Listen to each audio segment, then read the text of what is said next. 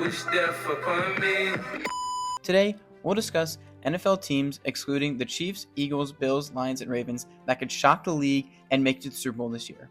We'll cover a total of 10 teams that with the right combination of strategy and circumstances could make the playoffs, go on a deep run, and ultimately win the big game.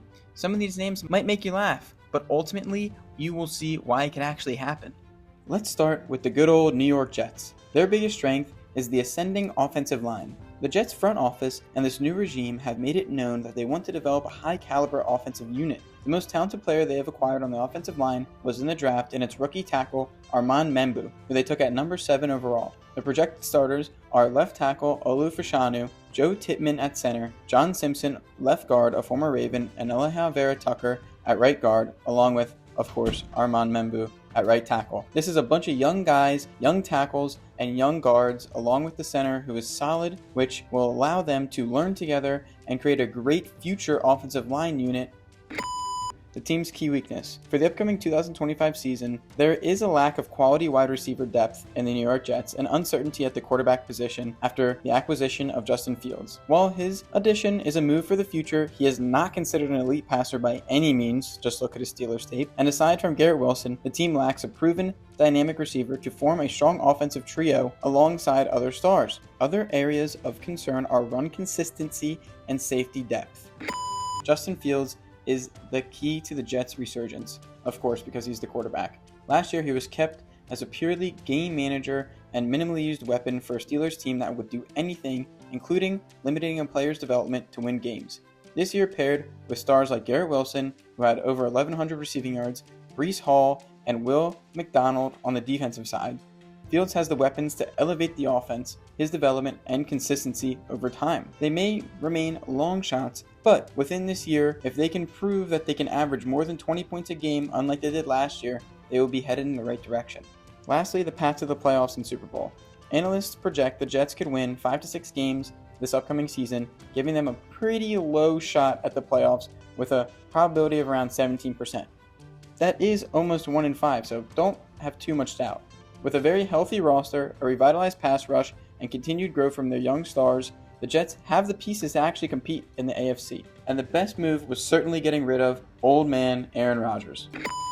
The Jacksonville Jaguars. The biggest strength heading into the next season is arguably their rejuvenated wide receiver group, highlighted by second-year star Brian Thomas Jr., who had 87 receptions, 1,282 receiving yards, and 10 receiving touchdowns. And he set Jaguars rookie records for receptions, receiving yards, and touchdowns, as the addition of first-round pick Travis Hunter will only add to this. And the team also possesses a potential elite run defense and a deep young roster with a high ceiling, which creates excitement and a long-term window to win. Heading into the 2025 season, the Jaguars' biggest concern is their offensive line, especially tackles Walker Little and Anton Harrison, and the lack of depth on their defensive line. Both tackles struggled last season, ranking near the bottom of the league in pass block win rate, which raises concerns about their ability to protect quarterback Trevor Lawrence. Lawrence thrives in a clean pocket, but if he's not in a clean pocket and getting pressured, he sucks. His pass rating dropped from 101.2 under clean pocket situations to 82.5 when facing any pressure. A weak offensive line could stall the Jaguars' offense, which it has done in the past. This can leave the team very vulnerable in tight games against stronger opponents within the division or the AFC. The difference maker for this team, I believe, is Trevor Lawrence. Despite a challenging 2024 season where he threw for 2,000 yards, 11 touchdowns, and 7 interceptions in 10 games, not nearly worth the $50+ million he gets paid every single year, he did show flashes of his potential. His completion percentage stood at around 60%, and he averaged 200+ yards per game. Notably, when he had that clean pocket, his pass rating improved. With the addition of head coach Liam Cohen, known for success with quarterbacks, Lawrence is poised for a breakout season, especially after not being so successful over his first few. The Jaguars' path to the Super Bowl is not an easy one. Their over-under win total is about 7 to 8 games for the 2025 season. Even a modest overperformance could put the Jaguars in playoff contention, and if Trevor Lawrence limits his turnovers and takes his game to an elite level, a Super Bowl run isn't out of the question. Key areas for improvement include, again, stronger offensive line protection, Travis Hunter stepping up as an offensive rookie of the year, and Brian Thomas continuing his dominance on the field. They could do it with the right combination of factors.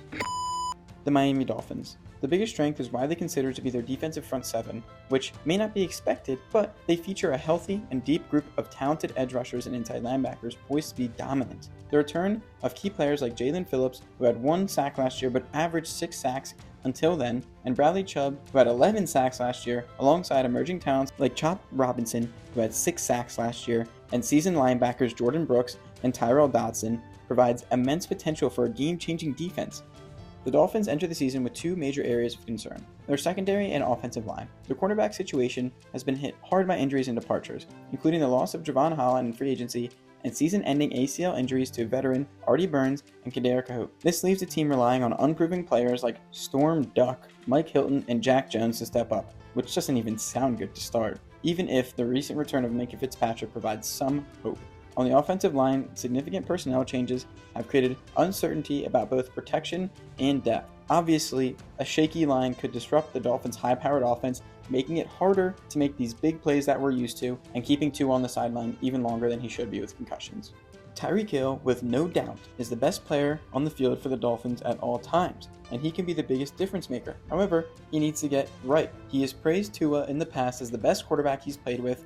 He's talked about trade considerations, he hasn't led the team down the right paths, and on the field he's gone from back-to-back 1,700-yard seasons to a season under 1,000 yards, raising particular questions about his consistency and overall want to perform. If he can put all these distractions aside and focus on his game, he has the talent and explosiveness to be the difference maker the Dolphins really need. In terms of Super Bowl aspirations, the Dolphins' odds to win the AFC are plus 3,500, the 6th longest odds in the conference, which don't bode well for their Super Bowl odds. However, the team has the offensive firepower to compete, as long as they're not in cold Kansas City this year, and factors like their defensive depth and consistency will be crucial in determining their championship aspirations. If Tua can dodge the concussion concerns, Tyreek can screw his head back on, and the defense can stay consistent, they'll expect themselves to make a playoff run, which could end in a Super Bowl win. Now on to the Steelers. Their biggest strength heading into the season is their elite pass rush, anchored by TJ Watt and Alex Highsmith. Watt has been a menace on the field with 30.5 sacks over the past 2 seasons, creating opportunities for Highsmith, who has recorded 27.5 sacks over the last 3 seasons. Nick Herberg and Cam Hayward round out a dominant defensive line that consistently propels the Steelers' offense, helping them win games when they really shouldn't be winning games. The key weakness for the team is the offensive side of the ball. Roster turnover and lack of chemistry that they now have can hurt. They just got Metcalf and Rodgers, their starting QB and number 1 receiver, who are playing with each other for the first time. Not to mention, Metcalf is barely above average and a bit of a diva. This could be a major concern for the team moving into the season. The best player should be Rodgers instinctively, as he is the major difference in this team. He put up a deceiving 28 touchdowns and 11 interceptions last year. Honestly, those numbers kind of remind me of some Russell Wilson stats for the Broncos, who's purely a game manager relying on checkdowns and just overall suck. However, if he can change things with the additions of Jalen Ramsey and Darius Slay on the defensive side, they could be very solid and maybe win a few extra games this year. Super Bowl aspirations for the Steelers may be tough this year, but their path to Super Bowl isn't out yet. If Aaron Rodgers can give them just steady, mistake-free football while the run game and defense do the heavy lifting, and yes, the defense need to keep up their turnover margin of 15 plus and keep the games close, they can actually win a lot more games than they did last year and be very dangerous in the playoffs with a great coach. The Denver Broncos. Their biggest strength heading into the 2025 NFL season is their defensive firepower, anchored by reigning Defensive Player of the Year, Patrick Surtain. Last year, Denver's defense finished top 5 in yards allowed per game, 298.4, and first in sacks, 59, showing they could absolutely dominate up front and in coverage for long periods of time. This offseason, they doubled down by adding impact players like Talanoa Hufanga and linebacker Drake Greenlaw, who bring a punch and a swag, who are both known for physicality and versatility. The Broncos' biggest weakness heading into the season is a glaring lack of proven high-level offensive weapons beyond Courtland Sutton. Sutton cemented his spot as the clear number 1 wide receiver on the team after inking a 4-year, $92 million extension after a standout 81 receptions, 1,000-plus yards, and 8 touchdowns last year, including a league-leading 34 contested catches. Beyond him, the wide receiver 2 role remains pretty unsettled. Marvin Mims is okay, Troy Franklin, a second-year pro, added a couple hundred yards, and rookie Pat Bryant impressed in college. However, their wide receiver room may need some work. The situation is also mirrored in the backfield and at tight end, though Sean Payton's system and deep draft classes over the years, including this year, will be hope for upgrades. Bo Nix had a standout rookie year with the Denver Broncos and showcased his dual threat skills and poise under pressure. He completed 66.3% of passes for 3,700 yards plus, 29 touchdowns, and 12 interceptions over 17 games with a 93.3 passer rating. Nix added 430 rushing yards on the ground with 4 touchdowns, which demonstrates he's mobile and he can extend plays. This is a common quarterback necessity nowadays. His red zone efficiency and leadership set high expectations for his second season. In 2025, we will be looking forward to him not making any regressions in those statistics and hopefully building on the success he had last year. The Super Bowl aspirations for the Denver Broncos on paper seem very good. Their offense seems to be pretty stacked besides the receiver room, and their defense is elite. However, they need to be balanced in this elite defense with offensive growth and a health across all key positions. Patrick Surtain must ball out, and the secondary must continue locking down every single top wide receiver while the defense keeps points low to keep stress off of Bo Nix. With this, they actually could put up a decent playoff run.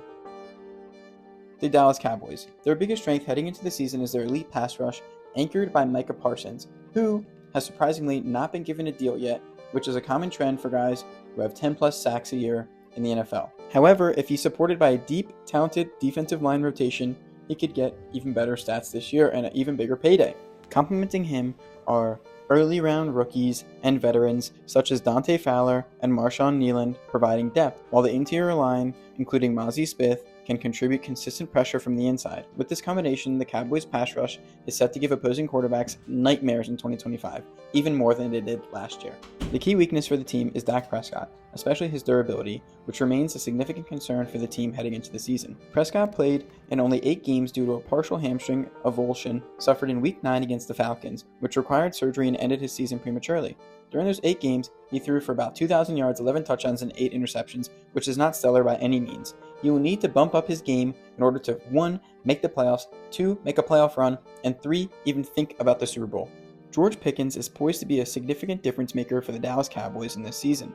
Last year he recorded 59 receptions for 900 yards and 3 touchdowns, averaging about 15 yards per catch. His ability to make spectacular alien-like catches and win contested balls adds a significant dynamic element to the Cowboys' offense, and pairing him with CeeDee Lamb creates a formidable duo of receivers for Dak Prescott to hopefully throw the ball to for more than 8 games this year. In terms of the Super Bowl, the Dallas Cowboys are actually primed for a run in 2025. They've been boosted by key player returns, strategic acquisitions, and a revamped coaching approach. Dak Prescott, who is now fully recovered from his 2024 hamstring injury, has shown that he can be sharp in camp, connecting with CeeDee Lamb and new addition George Pickens on the regular. With their offense clicking and their defense making incremental improvements, they could easily make the playoffs this year and make a Super Bowl run. The Green Bay Packers. Their biggest strength is their safety unit, which has emerged as a formidable strength, transforming from a perceived weakness into a cornerstone of their defense. This is largely attributed to All-Pro safety Xavier McKinney, who made an immediate impact when joining the team with 8 interceptions last year. Complementing him are rookies Javon Bullard and Evan Williams, who have seamlessly integrated into the defensive scheme. The most pressing vulnerability heading into the season is their cornerback room, not the safety room. The departure of All-Pro Jari Alexander has left a significant void, putting pressure on Keshawn Nixon, who steps in as CB1, and his backups Carrington Valentine and Nate Hobbs, though Hobbs is sidelined with a knee injury. With Isaiah Dunn recently waived, the depth chart is very thin right now, which raises concerns about their ability to cover top receivers. Overall, if the safety group can help this cornerback room be at least above average or average, they could be just fine. The biggest difference maker on this team can vary on perspective. However, Josh Jacobs stands out as a very strong candidate. He's already recognized as an elite high-impact running back, and last year he rushed for about 1,300 yards and scored 15 touchdowns, which is a bulk of the offensive unit. He's been carrying them on their back when Love has been inconsistent, and he will need to continue to do this in the following season in order to really take them to the next level. Super Bowl aspirations for the team are at around plus 2,000 for the year, positioning them better than most teams we've seen on this list. However, the key is Jordan Love's consistency. Love has shown flashes of brilliance, capable of lighting up the stat sheet on certain nights, but his tendency to alternate between hot streaks and slumps makes relying on him very risky. Analysts still view Green Bay as a serious Super Bowl contender, but he will need to get it together very consistently and play well in the playoffs in order to make a run, which I believe he can do. The New Orleans Saints' key strength is the defense actually excelling in creating turnovers, forcing 16 fumbles, which was tied for 8th in the NFL, and recovering 14 of them. That is the most among teams with at least 15 forced fumbles. If their defense can continue a high turnover differential heading into the season, they have a chance to survive and win games. The biggest weakness for the team is Derek Carr's unexpected retirement. The Saints have had to turn to a rookie quarterback drafted 40th overall in the draft, and he's made a notable preseason debut, throwing for a 54-yard touchdown pass to Mason Tipton and completing 15 of 22 passes for 165 yards against the Chargers. Despite his limited presence on the offense so far, he can make a difference, but quarterback will be a weakness for them moving into the season. The biggest difference maker for the Saints is actually not a player. It's offensive coordinator Doug Nussmeier, who was hired in February 2025 and joining under head coach Kellen Moore. Though the Saints are a long shot contender for the Super Bowl, every team has a chance. And if they can have a rookie sensation like Jaden Daniels, I could see them easily making a run to the top of the division and sneaking into the playoffs, which can mean a Super Bowl run. The Bears' biggest strength is their offseason moves and draft. This includes hiring Ben Johnson as head coach, acquiring offensive linemen Jonah Jackson and Joe Thuney, signing several key players, and acquiring Kyler Gordon to a long-term deal. This and other significant moves, along with their draft, has really set them up in a solid position for Caleb Williams to take the team to the next level. The biggest weakness for the Bears heading into the season is actually their running back room. Although their offense is pretty solid, this remains a significant question mark despite improvements to the offensive line. Analysts overall have highlighted the backfield as a major liability in 2024, and little has been done to address this in the offseason, even as the team invested heavily in other areas to support rookie quarterback Caleb Williams. In 2024, the Bears, for example, ranked 25th to 26th in rushing grade and almost dead last in yards after contact. They need to get somebody real in there and fast. The biggest difference maker for the team is going to be Caleb Williams, of course, as he enters his second NFL season with the Bears amid very high expectations and lingering questions. In 2024, he wasn't the best. He threw for 3,500 yards, 20 touchdowns, and 6 interceptions, which by no means is bad, but not number one pick worthy. He was sacked a league-high 68 times, which should be changing this year, and despite all of the challenges, he did set a rookie record for passes without interception, showing he has resilience and potential. Despite being an unlikely candidate for the Super Bowl, in the next season, the Bears' chances are on the overhauled offensive line and explosive skill players that they have. After a tough 2024, the Bears transformed everything about their team and have brought in a significant amount of free agents and draft capital, which can allow them to get to the playoffs and sneak into a Super Bowl if they can string together a couple of wins. The last of the teams, the Tampa Bay Buccaneers' strength into the season is definitely their wide receiver core, as it's always been their formidable strength. It's anchored by veteran Mike Evans, who amassed over 1,000 yards, got that bonus, and had 11 touchdowns last year, along with Chris Godwin, who should be returning from season-ending injury, rookie Jalen McMillan, who showcased promise, and rookie wide receiver Emeka Egbuka, who will add depth and potential to the lineup. Baker Mayfield is coming off a career-best 4,500 yards passing and 41 touchdowns, which means they're targeting wide receivers fast and on the regular, which they will need to do in order to make a run this year. The most glaring weakness for the Bucs entering the season is roster depth, particularly along the defensive line, offensive line, and secondary. Injuries and inexperience, such as Tristan Wirf's absence at left tackle, rookie pass rusher David Walker adjusting to the NFL and taking a large percentage of the role, and limited secondary depth behind Antoine Winfield Jr. could hinder consistent performance and overall team success. The potential biggest difference maker is an interesting one, and it's Haason Reddick, who has amassed 59 career sacks, including 4 consecutive seasons with double-digit sacks from 2020 to 2023. His consistent pressure on quarterbacks is a significant upgrade for a Buccaneers defense that lacked a dominant edge rusher in 2024, with no player exceeding 7.5 sacks. However, he did only record 1 sack in 10 games last year after holding out like a fool. In this upcoming year, he can prove himself again and be a huge difference maker for the team. The Bucs' path to Super Bowl relies on maintaining offensive efficiency like they did last year, improving defensive consistency, and solidifying Baker Mayfield as a top-tier quarterback, not just a top 10, but a top 5. Returning all 11 offensive starters, including linemen and running backs Rashid White and Bucky Irving, gives the offense some stability, while new coordinator Josh Gizzard must sustain efficiency and create explosive plays to keep the defenses that he's against off balance. And defensively, they need players to step up. Haason Reddick, Yaya Diaby, these are pass rushers that must do more, and Todd Bowles must be aggressive in order to make a playoff run. Alright, that was the top 10 teams who are most importantly not the Chiefs or the Eagles that can make the Super Bowl. If you want to see me do a deep dive into any one of these teams or do more underdog stories, please comment down below, and I will see you in the next one.